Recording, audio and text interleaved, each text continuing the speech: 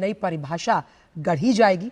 2 दिवसीय जापान का दौरा है प्रधानमंत्री का। बारी जावो रे बलिहारी जावो रे मारे सतगुरु आंगन आया रे मेवारी जावो रे। जापान ने यूएस का जो विजिट है वो अपना कैंसिल कर दिया। हिंदुस्तान और अमेरिका के दरमियान बिगड़ते हुए ताल्लुकात, डोनाल्ड ट्रंप के दावे और नरेंद्र मोदी साहब जो हैं वो जापान और चाइना के विजिट पे गए हैं और इसमें भी सिग्नलिंग। पीएम मोदी के जापान पहुंचने पर जापान के व्यापार वार्ताकार जावा ने अपना अमेरिकी दौरा रद्द कर दिया है। इंडिया जापान की जो ताल्लुकात है उसे मजबूत करना चाह रहे हैं। वो बड़े खुश हैं।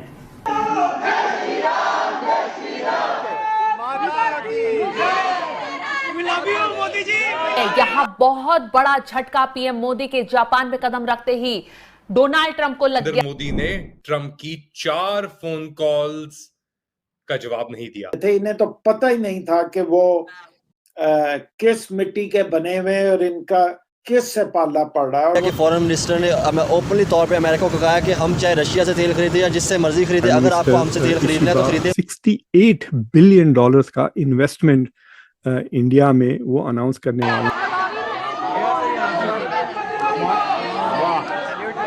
ट्रंप ने टैरिफ इंडिया पे जब इम्पोज किए तो जापान ने इंडिया को फॉलो करते हुए ट्रंप को आंखें दिखा दी। ऑपरेशन सिंदूर बधाई।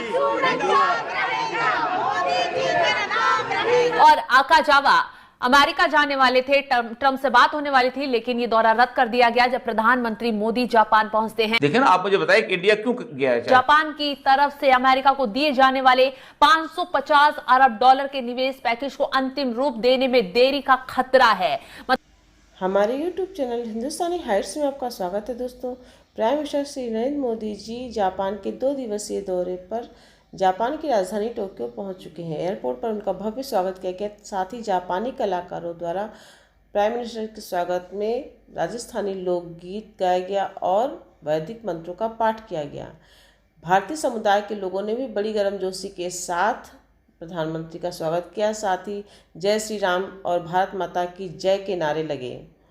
जापान के वाणिज्य सलाहकार आकीजावा, जो कि टैरिफ नेगोशिएशन के लिए अमेरिका जाने वाले थे, उन्होंने अपनी यात्रा कैंसिल कर दी, प्राइम मिनिस्टर मोदी को प्राथमिकता देते हुए।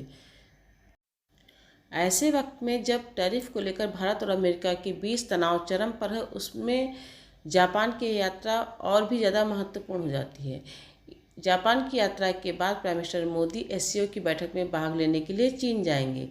उन्होंने इस यात्रा से एक तीर से 2 निशाने साधे हैं।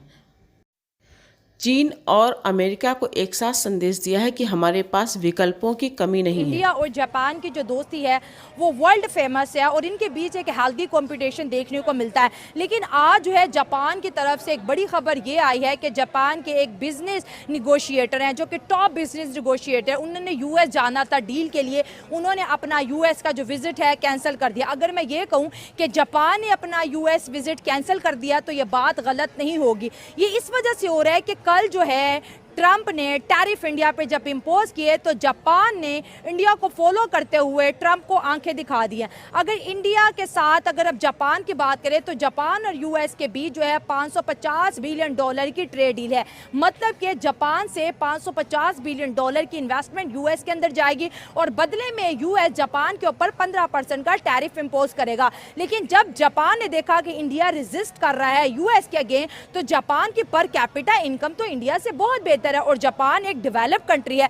जापान इंडिया को सीखते हुए, इंडिया को फॉलो करते हुए आज यूएस को आंखें दिखा रहा है और ट्रेड डील के लिए जाना था लेकिन वो विजिट कैंसिल हो गया। और दुनिया भर के आर्टिकल्स इसके ऊपर लिखे जा रहे हैं कि जापान ने यूएस का जो विजिट है वो अपना कैंसिल कर दिया। ये पॉज नहीं हुआ जनाब, कैंसिल हुआ। और हो सकता है इंडिया के बाद दूसरा नंबर जापान का हो, जो कि ट्रंप टैरिफ के अगेंस्ट रेजिस्टेंस शो करे। और ये भी हो सकता है जापान के बाद चाइना आए और ये पूरा जो टैरिफ वाला जो सिस्टम है ये कोलैप्स भी हो सकता है। क्योंकि इंडिया ने इसकी पहली ईंट रख दी और मे भी सेकंड जापान रख रहा है। और बड़ी खबर ये भी है कि जापान इंडिया के अंदर बड़ी इन्वेस्टमेंट करने जा रहे हैं। उसको लगता है कि अगर अमेरिकन कंपनीज इंडिया के अंदर इन्वेस्टमेंट करे, बड़ा मुनाफा कमा सकती है, तो जापान पीछे क्यों रहे। इंडिया की इतनी बड़ी अरबों की आबादी है, उसके बावजूद वो अपनी अवाम को काफ़ी हद तक डिलीवर कर रहे हैं और उसका कभी मैंने सुना कि अवाम बेचारी खाए वो अपनी हुकूमत से। आपको पता है मोदी कितनी मरतबा रिपीट हुआ है, 3 दफा। हाँ, जब वो जाते हैं अमेरिका जाते हैं, उसकी कौम उसके पीछे। इंडिया के अंदर खुद मुख्तार हुकूमत है, उसका जो मैंडेट है वो चोरी शुदा नहीं है। अगर आप हमें कहेंगे कि हम रशिया से तेल ना लें